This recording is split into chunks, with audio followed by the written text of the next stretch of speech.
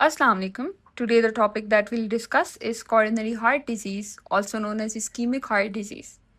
It is a group of diseases or disorders in which there's imbalance between oxygen demand and supply. That is, oxygen demand increases while oxygen supply decreases. Thus, the myocardium becomes ischemic. There are four specific presentations with which a person presents in coronary heart disease, depending upon the severity and duration of ischemia. The first one is angina pectoris.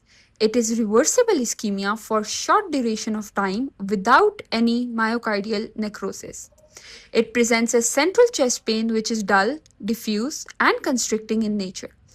This pain is precipitated by exertion, heavy meals, walking against heavy winds, or stress. It is relieved by taking rest or by taking nitrates. The next presentation is myocardial infarction. It is irreversible, severe, and prolonged ischemia with myocardial death. It presents as chest pain along with severe autonomic upsets such as tachycardia, tremors, and sweating. This type of pain is not relieved by rest or by taking nitrates. The next presentation is sudden cardiac death. When ischemia in heart occurs, it precipitates severe tachyarrhythmias that makes the person ill quickly and causes sudden cardiac death. Or when large area of myocardium undergoes infarction, ventricles cannot contract properly. The cardiogenic pump fails, thus sudden cardiac death within hours.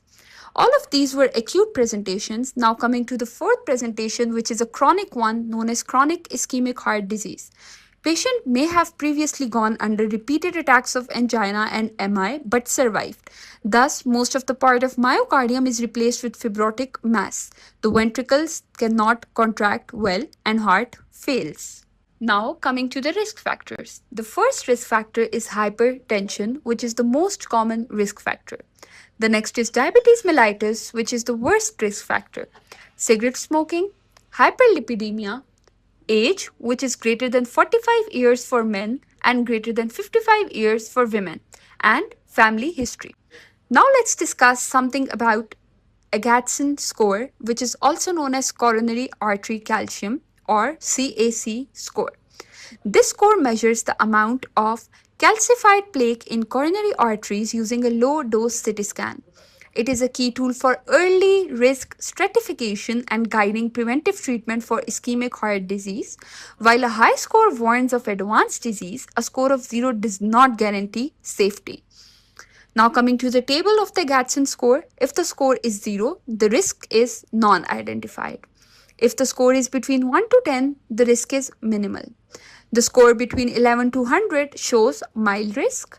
The score between 101 to 400 shows moderate risk, and the score greater than 400 shows a high risk. Thank you so much. This was all for the topic of coronary heart disease. For more videos, kindly subscribe to my channel.